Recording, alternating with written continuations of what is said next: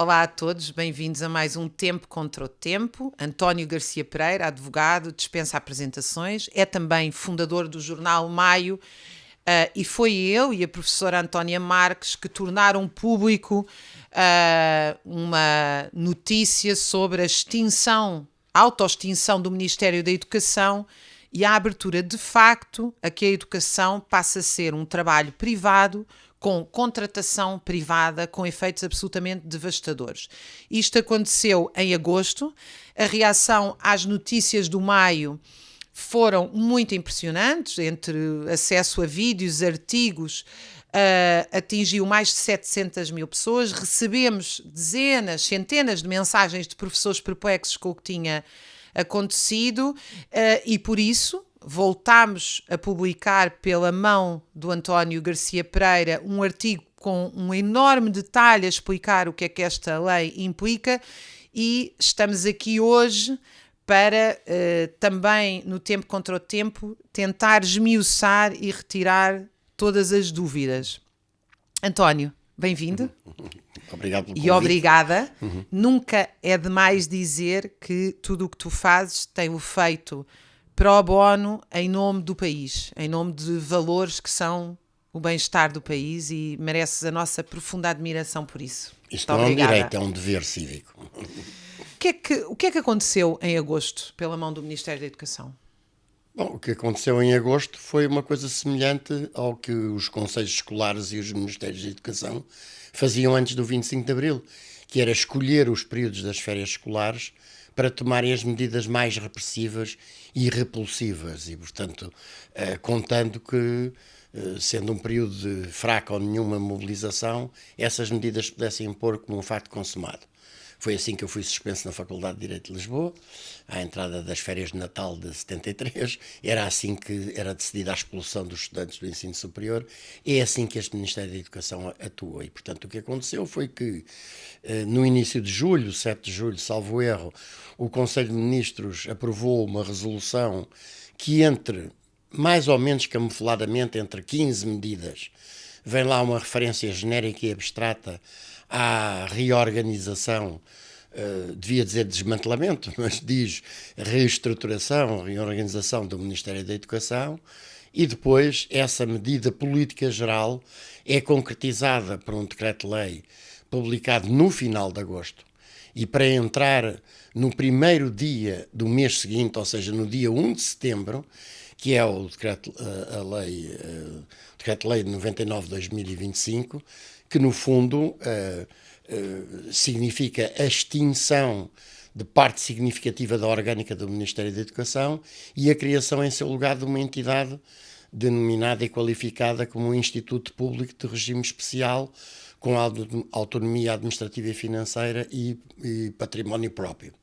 E logo a seguir é aprovada uma portaria que é posta em vigor no dia seguinte ao da sua publicação, portanto é de 5 de setembro, entra em vigor no dia 6, salvo erro, em que concretiza aquilo que em linhas gerais esse diploma tinha estabelecido. E o que esse diploma estabelece é, acaba ao Ministério da Educação, no que diz respeito agora ao que nos interessa mais, ou seja, à educação e à contratação dos professores, e pela transformação daquilo que era um departamento central do Estado num instituto público, o que passa a acontecer é o seguinte: esse instituto passa a estar habilitado, como é próprio dos institutos públicos, pense-se, por exemplo, no caso do INEM, a celebrar contratos de direito privado para a prestação de serviços de toda a espécie, portanto, desde, sei lá, informática, manutenção, limpeza, segurança, mas também não há nada que impeça a educação. Segundo, relativamente aos novos professores, a verdade é que, em meu entender, da interpretação que fiz dos diplomas legais, o regime dos institutos públicos era e sempre foi o de permitir a contratação de direito privado, ou seja, segundo o Código de Trabalho dos respectivos trabalhadores. Depois há um golpe que é dado e consiste em, numa lei orçamental, ser metida a cavalo, e por isso tem um nome em francês, o chevalier budgétaire, ou seja, os cavaleiros orçamentais, é metida a cavalo uma norma que não tem nenhuma natureza orçamental e que também não tem natureza anual porque é para vigorar, digamos, com caráter permanente, que altere essa regra de que os trabalhadores dos institutos públicos deveriam, regra geral, ser contratados em regime de contrato de trabalho individual, portanto privado, para o regime da função pública, dos trabalhadores das funções públicas. Só que essa alteração legal, essa lei do orçamento, é nessa parte, a meu ver, manifestamente inconstitucional. Então deixa-me só, se eu consigo fazer um resumo, digamos assim, para nós conseguirmos fazer um resumo para quem nos está a ouvir. Em princípio, um instituto público é uma empresa, foi isso que o Ministério da Educação acabou por criar, ou seja, a abertura da possibilidade empresarial da educação. Pode contratar auxiliares das escolas, informáticos, pode fazer técnicos qualquer tipo de contrato. E pessoas na área da educação para, pelo código privado. Designadamente através deste truque, fazendo contratos de prestação de serviços com empresas prestadoras de serviços. Exatamente. Tal qual como se faz nos médicos. O que... E, portanto, nem sequer se contrata diretamente os profissionais. Contratam-se empresas que têm trabalhadores altamente qualificados, pagos miseravelmente e com vínculos precários, e estabelece com essa empresa, e essa empresa que é, aliás, o que aconteceu. Escravos. Este modelo foi um modelo feito na saúde em 2009, se não me engano. Exatamente. Que faz com que hoje se possa contratar um enfermeiro à tarefa, um médico à tarefa, pelo código privado e uma empresa subcontratada. Exatamente. Mais do que isso, empresas, claro. Pagando, aliás, frequentemente muito mais por essas prestações de serviços do que gostaria ter essas pessoas no quadro do Só Ministério. Só que quem considerou que isto tinha sido uma notícia alarmante do Maio, nomeadamente a Federação Nacional da Educação pronunciou-se nesse sentido, vem argumentar que está previsto nessa tal lei de 2009 que os trabalhadores são em funções públicas. A verdade é que essa lei, como tu bem dizes, é uma lei de imensa fragilidade, ou seja, qualquer governo pode invocar a sua... Para mim, a lei é inconstitucional, claramente. Claro. As leis do orçamento devem conter normas orçamentais e convergência de um ano. É isso que caracteriza Ou seja, essa lei foi ali enfiada para tentar acalmar as pessoas em 2009, quando foi feita, nomeadamente, a privatização, a possibilidade de contratar privados na saúde. Mas, na verdade, essa lei não tem força para proteger os professores. É isso que tu estás a dizer. É isso que eu estou a dizer, e que qualquer governo pode invocar, e em qualquer momento, aliás, qualquer entidade pode invocar, que essa lei não deve ser aplicada, deve ser desaplicada, porque é uma lei inconstitucional. O que significa que, nessa altura, os professores têm como alternativa recorrer aos tribunais administrativos. São um poço sem fundo. Onde podem ficar 20 anos. Sim, quero dizer... Só para decidir se são professores do código privado ou em funções dizer públicas. Que o Estado, isto é, a classe dominante sempre teve o sonho de laboralizar o estatuto laboral, digamos assim, o regime laboral, contratual laboral dos funcionários públicos.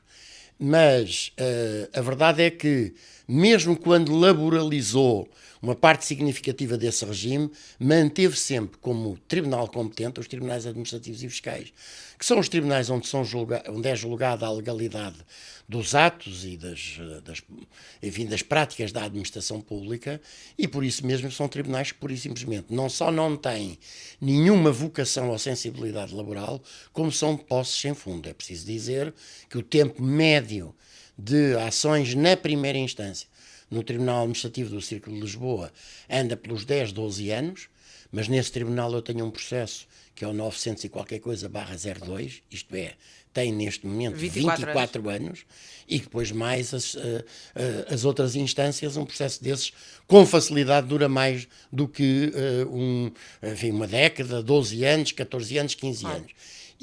Mas para além disso são tribunais que manifestamente estão vocacionados para o contencioso de impugnação de atos administrativos e não para o contencioso da ação onde se discutam questões laborais. E, portanto, isso significa a inutilização prática desses direitos. E, portanto, eu diria, quanto aos professores que vão ser contratados, o argumento que, não, mas se é um instituto público, a lei relativa ao regime de trabalho dos trabalhadores dos institutos públicos passou a estabelecer, a partir dessa alteração, que o seu regime normal será o do Lei Geral de Trabalho em funções públicas, mas a verdade é que, primeiro, isso é o regime normal, não afasta de todo que possa haver afastamentos em relação a essa regra geral. Segundo, mesmo essa lei é uma lei inconstitucional, manifestamente frágil, que a todo momento pode ser desaplicada, e nessa altura o que se aplicará de pleno aos novos profissionais, mesmo que não seja pelo truque de que falávamos há bocado das prestações de serviços, passar a ser um regime laboral privado. Em relação aos professores que já estão... Deixa-me só voltar às prestações de serviço para dizer que neste momento o Governo já está a contratualizar, nomeadamente as câmaras municipais, foi aqui referido pela professora Antónia Marques, a Câmara de Matosinhos e a Câmara de Oeiras já fizeram contratos de dezenas de milhares de euros com uma ONG de origem norte-americana, que se chama chamava-se Teach for America ou Teach for All, e que em Portugal se chama Teach for Portugal, que aparece como ONG, e cujo objetivo, pasme-se, é formar professores em 6 semanas para zonas onde há falta de professores. Bem, eu tenho que dizer aqui, a ti não é... Enfim, creio que não é necessário a ninguém que nos está a ouvir, mas eu tenho lutado para reverter o processo de Bolonha, porque eu defendo que um professor tem que ter 5 anos de ensino científico para poder ser um professor, desde a educação de infância ao ensino... nós temos que saber muito para ensinar. Já passámos para 3 anos. O Governo tem acelerado tudo isto e agora introduz a contratação, e depois não tem o nome bem de professor, é um prestador de educação, é um mediador, é um tutor. E tudo isto vem associado a uma estratégia do Ministério assumida. Aliás, caiu muito, vê-se bem pela quantidade de gente que se pronunciou publicamente contra o nosso manifesto contra a IA na educação, em termos absolutamente, muitas vezes, indecorosos, dizendo que nós éramos uma vergonha, caso do economista Conraria, próximo do Partido Socialista, que aliás tem defendido somos os velhos do Restelo, Susana Peralta, os ludistas dos tempos o modernos, aumento dos impostos para a classe média, similares. exatamente, que nós somos ludistas, que nós não somos pedagogicamente desenvolvidos, etc. A verdade é que o Ministério proibiu os telemóveis na escola, obrigou aos quadros estarem no centro, o professor está a ser substituído pelo quadro da Epson, pelas plataformas, obrigou os professores a entregar os sumários às plataformas, para as plataformas construírem elas próprias, e diz, objetivamente, que a IA e o digital é parte da sua estratégia para combater a falta de professores. Sim, e não é só para combater a falta de professores. Vamos lá ver. Eu acho que é importante, para além da visão legal e jurídica da questão, perceber que este ministro não cai do céu. Este ministro tem características próprias, porque muito específicas. É este que disse que os professores que se manifestavam perdiam a aura e o respeito e, portanto, logo aí clarificou qual é a sua posição de fundo.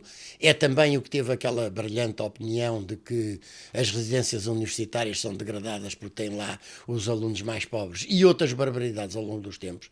Mas a verdade é que nas últimas décadas se assistiu a um processo por parte do poder no sentido de transformar a educação e os professores nos burocratas, nos meros aplicadores de conteúdos pré-definidos, nos burocratas porque têm de assinar 300 relatórios para controlar administrativamente a sua atividade e, digamos, a ideia de criar cidadãos ativos, críticos, conscientes foi completamente substituída pela ideia de fornecer a mão de obra de que o sistema económico capitalista, com as características que tem em Portugal, necessita, ou seja, uma mão de obra servil, obediente, barata, disposta a aceitar tudo. E que carreguem botões e durante que, 8 horas por do dia. ponto de vista técnico, são treinados a aceder a plataformas. E, portanto, raciocínio crítico, desenvolvimento da capacidade de análise, tudo isso desapareceu. E é a fluência do discurso, por exemplo, da extinção das humanidades no ensino.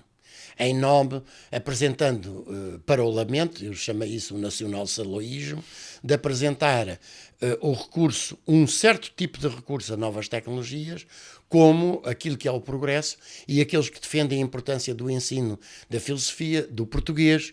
Enfim, o nosso cientista Damasio explicou que não é possível raciocinar bem se não se fala e se não se escreve bem o português. Mas o português, a poesia, a cultura, etc., a desvalorização é arrogante, faz história em alguns casos, exatamente dessas áreas do saber que são indispensáveis para que se formem cidadãos ativos e conscientes, como dizia há bocado, e isto passa também pela transformação da escola, por um lado em depósito de pessoas, depósito de crianças e de jovens, e por outro lado numa mera fábrica de produção em série de pessoas treinadas a aceder a plataformas. E, portanto, o papel do professor, obviamente, que como a gente o conhecia e como ele deve ser, desaparece e tem que ser substituído por prestadores de serviços que, quanto mais automatizados e quanto mais precários e quanto mais silenciados estiverem, melhor. E a lógica de todas estas medidas vai exatamente nesse sentido. E é por isso que nós vamos assistir, não tenho disso, se este processo não é travado, nós vamos assistir, por um lado, à precarização, não apenas dos novos professores, mas dos que já lá estão, e à sua substituição progressiva pelas prestações de serviços, nessa base, como acabaste de escrever há bocado, com empresas prestadoras de serviços de educação, como nós já temos hoje, e empresas prestadoras de serviços de saúde, de serviços médicos, de serviços de enfermagem. Inclusive já há plataformas estilo Uber para contratar depois esses professores consoante... Sim, a uberização é também um problema muito interessante e até interessante para os juristas do trabalho. A uberização é um processo que está em marcha para ir abranger áreas cada vez mais amplas. Não são apenas já os estafetas que trazem a refeição à casa. Já há áreas de prestação de serviços, de cuidado de pessoas, de alimentação, etc. E está neste momento a nível até da Europa, do mundo, e em particular na Europa, um processo de extensão dessa uberização a atividades cada vez mais supostamente qualificadas. Claro. E, portanto, o que nós temos aqui é, de facto, o autodesmantelamento do Ministério da Educação e a destruição da educação tal como a gente a concebia. É muito importante sublinhar que este autodesmantelamento e empresarialização do Ministério da Educação que permite estas contratações está no programa do Chega, da IEL e do PSD como o chamado cheque-ensino ou pelas várias vias e que também é interessante sublinhar que primeiro as classes dirigentes põem os seus filhos em colégios na Suíça e em Inglaterra, onde é proibido qualquer tipo de aparelho eletrónico ou plataforma, ou seja o que for. Leem livros de filosofia e aprendem a raciocinar. Segundo, há uma cada vez mais diferenciação. Determinadas escolas podem contratar bons professores pelo mérito, dizem eles. Outras escolas nem professores têm, passam a ter mediadores. E outras o aluno fica ali preso a um ecrã com um dito tutor subcontratado. Versão moderna da telescola. Exatamente. E, portanto, aí também está claramente aplicada a classe social desta exatamente, gente. E é demonstrada a natureza de classe do sistema de ensino, claro. Em que os pobres ficaram a olhar para um ecrã, ou terão um personagem que se chama mediador, que é no fundo um mostrador de ecrãs, e de facto apenas um setor muito restrito, e nós voltamos ao elitismo na educação que tínhamos antes do 25 de Abril. E as coisas têm de ser ditas com toda a clareza. É preciso dizer também que nós assistimos sobretudo nestes últimos 10, 15 anos, a um processo de desvalorização do debate e da crítica. Ora pelo silenciamento, pelo cancelamento, pela censura pura e dura, ora pela substituição, estilo Chega, do debate pela gritaria, pelo insulto, pelo ódio, etc. E foi-se perdendo a capacidade crítica, a memória, por um lado, e a capacidade crítica. E eu acho que é muito importante que por um lado, se salvaguarda a memória do que era o ensino antes do 25 de Abril. Eu, enquanto dei aulas até ter passado compulsivamente a aposentação, compulsivamente não disciplinar, acho que atingi os 70 anos de idade sempre fazia questão de lembrar aos meus alunos o que era, por exemplo, o ensino do direito antes do 25 de Abril, do empinance puro e duro das verdades oficiais e do asseguramento da passagem do conhecimento pelo sistema dos exames e pelo sistema dos gorilas e dos speeds dentro da faculdade e da polícia de choque e da PIDE à porta dela. E, portanto, isto tem de ser dito porque, de facto, um país que entra por este caminho está-se a assassinar a si próprio. Claro. Tu não achas que há aqui qualquer coisa, evidentemente que isto tem muitos autores atrás de nós, que eu não vou agora aqui citar para não ser chata, mas não há aqui qualquer coisa de fascismo que é cultural e educacional no sentido tecnológico? Ou seja, esta hipervigilância dos professores, os alunos a olhar para um ecrã algorítmico, nós a sermos obrigados e os alunos a entregar dados, a entregar informações que não sabemos onde é que elas vão parar, a quem é que vão parar e como é que vão parar. Inclusive dados, até relatórios psicológicos e outros de alunos no ensino secundário, isto tem sido alertado por tantos professores, uma hipervigilância em que as pessoas estão sempre a ser controladas. E omnisciente e omnipresente. Sim, permanente. Sim, eu próprio tenho chamado esse processo um processo de fascistização progressivo do sistema de ensino, não apenas do ponto de vista do conteúdo. Uma coisa totalitária mesmo. Sim, não apenas do ponto de vista do conteúdo que procura veicular, como antes do 25 de Abril, o Deus, Pátria e Família, mas do próprio funcionamento do sistema baseado na autoridade, na disciplina e na repressão. E deixa-me dizer-te só que eu há bocado ia referir, mesmo os professores que estão hoje era aí que eu queria chegar foram agora. Contratados ao abrigo do regime que nós chamávamos da função pública e depois passou a chamar-se de Lei Geral de Trabalho em Funções Públicas, não podem estar tranquilos relativamente a isto, porque a verdade é que neste diploma apontou-se logo que numa série de matérias esse regime geral da função pública cede perante o que esteja neste diploma. A epígrafe do artigo, aliás, é muito significativa porque diz natureza subsidiária da Lei Geral de Trabalho em Funções Públicas. Portanto, aplica-se em tudo o que eu não disser. Se eu, atual legislador, disser, é isso que se aplica. E nós vamos ver. E o que é que diz lá para os professores de carreira, que já estão na carreira? Diz lá que já contém princípios gerais relativamente a uma série de matérias, como os processos de seleção, as carreiras, as comissões de serviço, enfim, são mobilidade, avaliação. Exatamente, portanto, já lá está. E é para mim motivo de, não direi de perplexidade, porque já pouco ou nada me causam perplexidade neste país, mas, de facto, motivo de preocupação e de crítica, o facto de ouvir sindicatos a dizer mas nós temos um protocolo negociar onde vamos discutir isso. E o que é um protocolo de negociação de matérias que uma única questão é dito nesta lei, que o sistema de incentivos com base no desempenho, que é uma coisa assustadora, devo já dizer, das experiências que a gente tem, mas esse é o único que, apesar de tudo, se diz, será objeto de regulamentação autónoma após negociação coletiva. Em todos os outros não se faz qualquer referência e qualquer remissão à negociação. Portanto, qual é o sentido que faz? Falar em protocolos de negociação de matérias cujas as traves mestras, as bases gerais já estão definidas. O governo basicamente diz que tem um protocolo de negociação onde não negocia. Não negocia coisa nenhuma. E nem sequer tem limite temporal de negociação. Pois, isso é outra coisa também. Quando procurei saber, bom, está bem, mas o que é que um protocolo negocial supostamente define? Que matérias é que vão ser discutidas? Dentro de que balizas? Onde? Como é que é a metodologia da negociação? E qual o cronograma? Sem cronograma, comecemos logo por aí. Bom, o governo pode arrastar o processo negocial durante 10 anos e, entretanto, dizer, mas estas matérias não podem ficar não regulamentadas, portanto, aqui vai disto e vai produzindo legislação uma atrás da outra. E depois há outro ponto que eu acho que é igualmente importante, mesmo em relação às pessoas que estão, os funcionários públicos,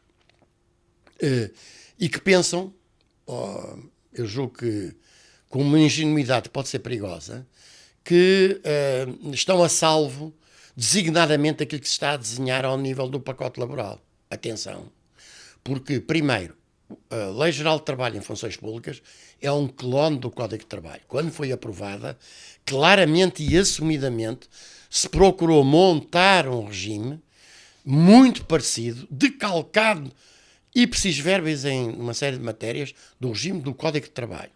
A única coisa que nessa altura o poder não conseguiu fazer passar é um seu velho sonho, que era de fazer estender aos funcionários públicos o regime da cessação do contrato de trabalho, de forma a poder fazer na função pública despedimentos coletivos, por extinção do posto de trabalho e outras barbaridades semelhantes.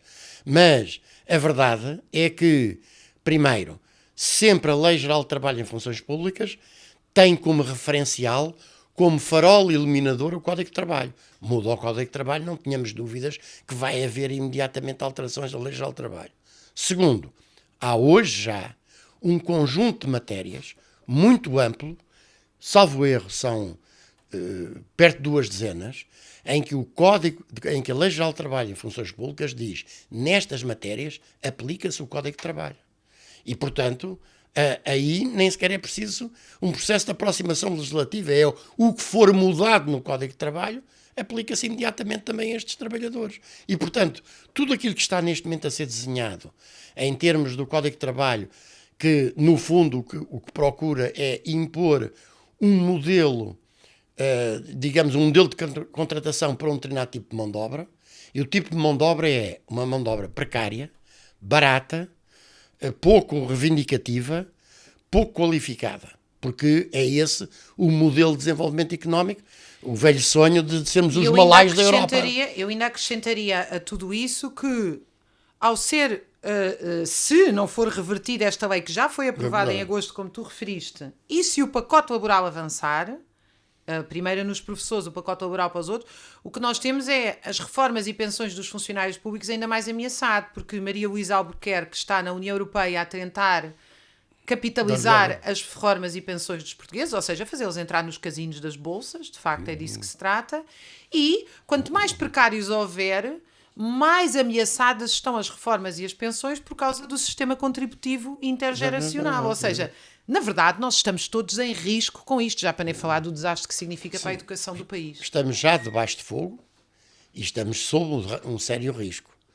E eu acho que foi muito importante a denúncia feita pelo MAI relativamente a esta matéria, porque outro ponto, para mim, também, enfim, que me surpreende e mais do que isso me indigna, é a circunstância de tudo isto ser passado sem se ter visto, por parte dos sindicatos representativos dos professores, nenhuma tomada de posição firme de denúncia perante os próprios professores, em primeiro lugar, mas perante a opinião pública em geral. Porque, evidentemente... O que a FENPROF, por exemplo, reivindica... A FENPROF e o STOP reivindicam que não assinaram o protocolo negocial. Quem assinou, de facto, portanto, em 12 sindicatos houve 10 que assinaram, e a FENPROF defende que mandou comunicados e pôs cartazes nas escolas. A verdade é que um apocalipse educacional, como nós estamos a ver com esta lei, que extingue, de facto, a ideia da educação pública... merecia uma campanha massiva, claro, em todos os exatamente. níveis. Aliás, basta agora percorrer os professores e saber o que é que eles sabiam com base nesses cartazes. Enfim, acho que a FNE não fez nada, simplesmente terá negociado. Não, a FNE ainda fez uma publicação a dizer que a nossa publicação não estava sustentada. O Serviço de Interesses Inconfessáveis, eu também já ouvíamos esse discurso aqui há mais de 50 anos, não é? Mas a verdade é que basta ver que a surpresa, a estupefacção e até a indignação com que a generalidade dos professores reagiu ao tomar conhecimento do que está aqui em causa, que é um ataque de enorme dimensão, não é? E que mostra que, de facto, aquilo que algumas pessoas já vinham alertando para o que estava a ser feito relativamente ao ensino, designadamente, como eu referi há bocado, com a extinção das humanidades, com o discurso nacional saloísta do endeusamento das novas tecnologias, e apresentando a que eles têm pontos de vista críticos em relação a isso, como os velhos do Restelo, como os resistentes à mudança, etc, etc, etc, agora atinge aqui um ponto muito elevado de gravidade. Claro. E, portanto... e eu acho que ainda nós podíamos acrescentar, nós estamos a assistir a uma verdadeira devastação na saúde mental dos jovens, das crianças e dos jovens. E eu, esta semana, estive na Escola Gambuzinhos no Porto, que é uma escola onde não há nenhum tipo de tecnologia. Mal eu entrei na escola, as crianças de 2 anos, 4 anos, 8 anos abraçaram-me, vieram conversar comigo, tocam-se, brincam, só fizeram perguntas interessantes. Eu parecia que tinha entrado, até me emocionei. As lágrimas vieram aos olhos porque eu emocionei-me e pensei: isto é uma escola. Isto é um sítio onde as crianças estão confortáveis, não têm estão a brincar uns com os outros, não têm Convivem. vergonha, convivem, não Convivem. têm vergonha. Ele tem Convivem. vergonha. Ou seja, vivem com. Vivem com, Exatamente. exatamente. E foi uma experiência tão maravilhosa que Nós eu não disse: meu Deus, eu refletimos era nada. capaz de dar aulas a eles. Nós não refletimos nada, porque neste país sobre pouco ou nada se reflete. Por exemplo, no que foi a experiência do apagão. Porque a experiência do apagão representou para muitas pessoas a impossibilidade de aceder ao ecrã, a impossibilidade de estar a trabalhar à distância no computador e obrigou, entre aspas, ou de alguma forma levou, a que as pessoas conversassem entre si, criassem mecanismos de entreajuda e redescobrissem O outro. o outro. Exatamente. E portanto nós temos uma sociedade hoje formada e treinada para desprezar e odiar o outro, e não é preciso chegar aos discursos do Chega para chegar aí, e portanto o outro não existe, ou o outro é um inimigo a abater de lá para onde der, o individualismo extremo, e esta destruição da escola vai exatamente Claro. nesse sentido. E aliás, até se fala de coisas como é sistematicamente a violência no namoro, o aumento da violência nas escolas, não sei o quê. Mas eu, quando entro numa escola, vejo os miúdos todos 30 numa sala de aula a olhar para um PowerPoint ou para um ecrã, em vez de estarem a olhar uns para os outros, a dialogar uns com os outros e com o professor, a construir trabalho uns com os outros. 90% das aulas é o maldito ecrã ou PowerPoint, ou sei lá o que é. É sempre uma coisa. E não vemos estes espaços de sociabilidade, de afeto, onde aí sim se podiam construir relações E ainda saudáveis um outro entre aspecto eles. também é muito curioso, também do ponto de vista jurídico e não só laboral, é muito mais do que isso, que é a irresponsabilização. Neste momento, se uma pessoa, por exemplo, tem um problema com um banco, uma operadora de telecomunicações, uma empresa a quem comprou um produto online e que não chegou, não tem com quem dialogar na maior parte dos casos. Tem o Toby do outro lado, que Claro, vai dando aquelas respostas, como tu há bocado fazias o gesto, que é o das claro, palas, não é? O claro. das palas. E isto aplicado às relações laborais está a dar como também não se discute. Porque também aí surgem os discursos de são os ludistas, são os que estão sempre contra o que é novo, etc. Por exemplo, o que é a aplicação dos algoritmos nas relações de trabalho, com os algoritmos a definirem quem é selecionado, quem é sancionado, quem é compensado, quem é despedido, quem é escolhido para um despedimento coletivo, e quando se procura saber, mas qual é o critério com base no qual o trabalhador A vai ser posto na rua e privado do seu meio de sustento e o B fica? Qual é? É o algoritmo. Mas quem é o algoritmo? Quer dizer, a definição de quem é o responsável pela decisão política, social e económica dilui-se através da tecnologia. Claro. E eu lembro-me sempre, eu costumo dizer isto para irritar os tecnocratas modernos. Os apaixonados pela inovação e o progresso. Os tecnofeudais, que recordo sempre a frase daquele neurocientista brasileiro, do Miguel Nicolai. Nicolelis, que diz, bom, antes de mais quanto à inteligência artificial, temos de dizer, não é nem a inteligência nem a artificial, porque a inteligência é uma emanação da matéria orgânica e aquilo que nós chamamos IA manifestamente não é orgânico. E segundo, não é artificial porque ela necessita do trabalho de milhões e milhões de novos servos digitais, de seres humanos, que trabalhando por $1 por dia, ou menos do que isso, em países como a Nigéria e outros, tem toda a atividade da recolha, da seleção, do tratamento e da milhares introdução de de drones. investigadores como nós, expropriados do seu trabalho através do chamado Open Access, exatamente. onde E, a portanto, inteligência artificial vai comer aquilo tudo. Claro. Portanto, há toda esta reflexão que está por fazer e ela naturalmente bate de frente com as ideias que se têm relativamente ao que é o sistema educativo e qual é o papel de um professor. O que é um papel do professor? Foi sempre um dos meus temas de discussão. Fui sempre professor universitário desde 75 e sempre me deparei com pontos de vista dizendo: isso são coisas importantes, quando muito, para os professores do ensino básico. E que eu dizia: o papel principal do professor é o de criar cidadãos ativos e conscientes, capazes de pensarem passarem pela sua própria cabeça. Esse é o primeiro e principal papel. Isso está a E ser completamente distante. o primeiro tratado iluminista revolucionário da escola pública, feito aliás por um marquês revolucionário na Revolução Francesa, dizia, Condorcet, que fez o primeiro Primeiro, desenho da escola como ela é, moderna, contemporânea, era o nosso objetivo é criar cidadãos insubmissos. exatamente, é isso mesmo. É isso Sim. mesmo.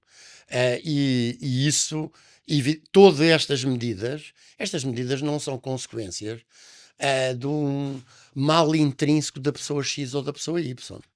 Estas medidas são lógicas, são cientificamente programadas para prosseguir uma determinada política. E é preciso que nunca se esqueça disso, que nós nunca se esqueçamos disso, porque, como jurista costumo dizer, a luta jurídica e legal é muito importante em certos aspectos, mas é sempre limitada por natureza.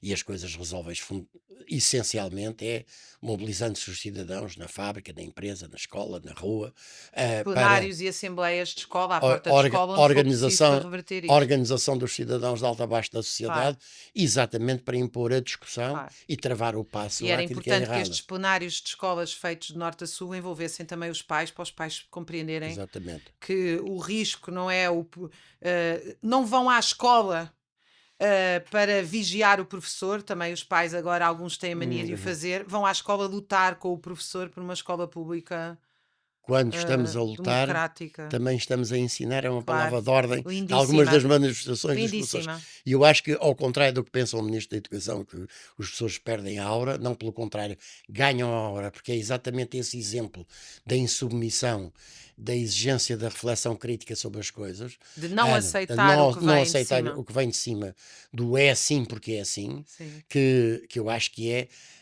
a melhor experiência pedagógica. E eu costumo contar, já contei várias vezes, um episódio da minha vida. Tinha 9 anos de idade e a minha mãe levou-me a visitar um tio meu, militar, que tinha sido um dos intervenientes no assalto ao quartel de Beja, na revolta do assalto ao quartel de Beja, na noite do fim de ano de 61 para 62, e que falhou. Eles foram presos. O meu tio, como outros eram oficiais do exército, não foram propriamente espancados com murros e pontapés, mas foram sujeitos à tortura do sono. E o meu tio teve 2 sessões de 8 dias e 8 noites de tortura do sono. E quando, ao fim de um mês e tal, foram finalmente autorizadas as visitas, a minha mãe foi com a minha tia e tomou a decisão, enfim, controversa dentro da família, aliás, de me levar com 9 anos de idade a ver o meu tio. E no Aljube, que é uma prisão pesadíssima. E quando eu fui visitar o meu tio, gratos de todos os lados, um pido no meio a assistir, o meu tio apareceu com os olhos raiados de sangue, enfim, com a cara arrepanhada, com os pés não lhe cabiam nos sapatos, que eu nem o reconheci. Só quando ele começou a falar comigo é que eu reconheci o meu tio Chico, Francisco Pestana, capitão Francisco Pestana. E ao vê-lo naquele estado eu comecei a choramingar. E a minha mãe, que era uma senhora com pouco mais de 1,5 m de altura e 45 quilos de peso, agarra-me no braço, aponta ao PIDE e diz: meu filho, em frente gente desta não se chora. E isto tem sido um exemplo para mim durante toda a vida e mostra Para os professores como deixarem de ser vítimas e passarem a ser sujeitos da sua própria... E aliás, a tua história faz-me levar a dizer que tem-se falado muito que já há professores que votam no Chega, e eu não posso dizer que me sinto profundamente envergonhada como professora de haver um professor que... nós não podemos continuar a achar que as pessoas são todas ingênuas e não sabem o que se passou.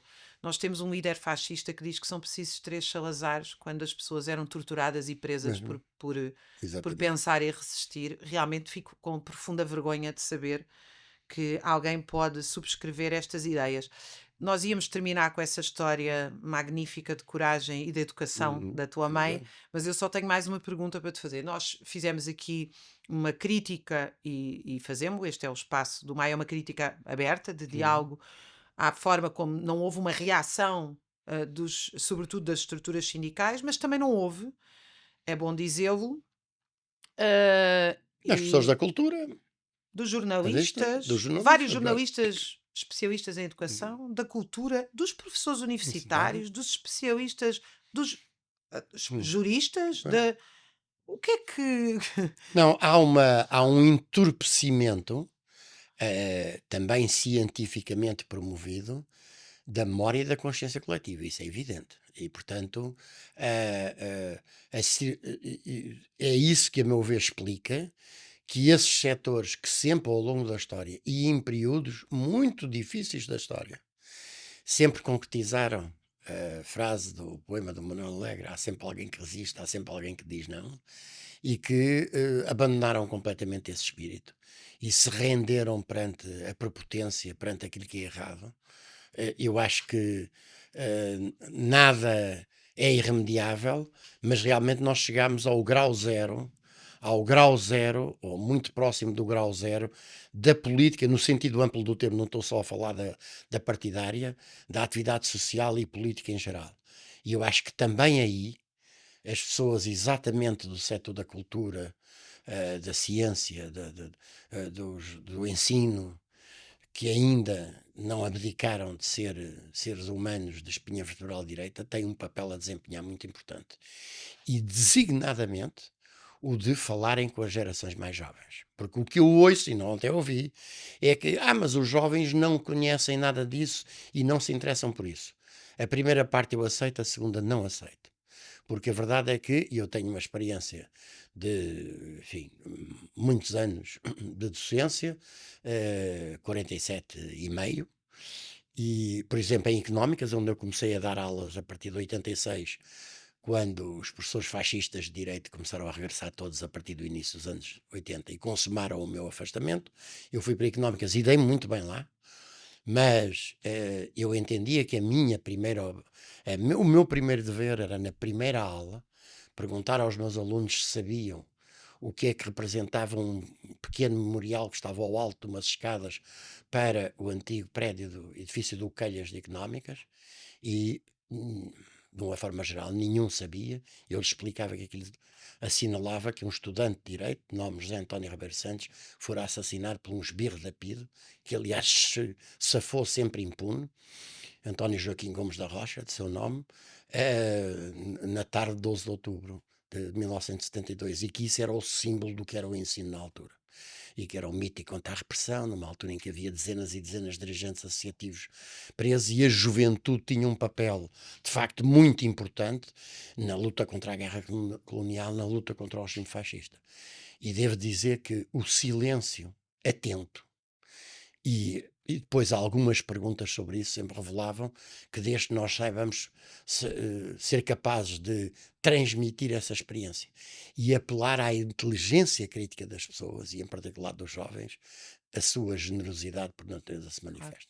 É verdade que este ministro utilizou a velha tática de um rendilhado jurídico complexo, dar mais dinheiro em horas Propositadamente complexo. propositadamente. É muito engraçado como a lei se tornou uma coisa que nos ameaça, em vez de ser um centro de justiça que nos protege, não é?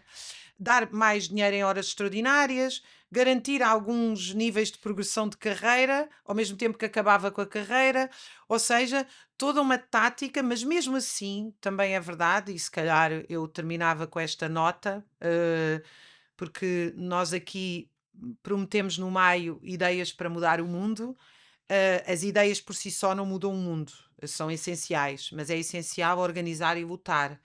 E eu deixava aqui, enfim, este apelo, é um verdadeiro apelo como professora, como cidadã deste país, que nós precisamos de sair à rua, às escolas, aos plenários, professores, pais, todos, o tempo que for necessário, para garantir que o professor volta garantidamente a ser um funcionário público com uma carreira justa, não é uma carreira que depende da progressão e da submissão e do lambotismo ao diretor, e sobretudo que a escola volta a ser um lugar completamente apaixonante. E eu acho que isto E é posso muito dizer, importante. posso acrescentar uma coisa. E eu, como jurista, portanto, um homem do campo do direito, acho que uma medida indispensável é a de que a história, a filosofia o português e a matemática fossem obrigatórios para todas as áreas. Até ao da 12º ano. Exatamente. E digo isto com profunda convicção. Um cientista, um biólogo, precisa de saber de filosofia, precisa de saber dominar a sua língua materna para saber E um raciocinar. historiador E, precisa um, de saber e uma matemática. pessoa de direito e um historiador precisam de matemática, que é a Claro. ciência da lógica. E eu acho que a gente deve discutir isto a sério e a fundo, porque, no fundo, quando começarmos a dar passos nesse sentido, nós vamos ver como os campos se diferenciam com toda a clareza, e Claro. quem quer construir uma sociedade e um mundo Claro. justo, sem exploração nem opressão, Claro. sem dominantes nem dominados, está de um lado, e aqueles que querem eternizar a servidão estão do Claro. outro. No fundo, é o modelo de educação da Comuna de Paris que hoje em dia é aplicado nos colégios suíços de 20.000 euros por ano, que é de manhã ciências e filosofia e história e línguas, e à tarde artes, natureza, exercício físico, em vez de 8 horas enfiados a olhar para um ecrã, que isso na verdade não é uma escola. Não é? Exatamente. António, obrigadíssima por Eu tudo. é que agradeço. Obrigada por tudo. Até para a semana. Ficamos por aqui. Se nos quiser ajudar no Maio, é muito importante, seja como associado, seja contribuir para o Maio, seja apoiar, em geral@jornalmaio.org para se tornar associado ou contribuir com pro bono, com a dedicação e o trabalho de cada um. Temos recebido centenas de e-mails e agradecemos muito, e apoios. Se quiser subscrever em Apoia-nos no Maio, pode subscrever a newsletter. Até para a semana e muito obrigada.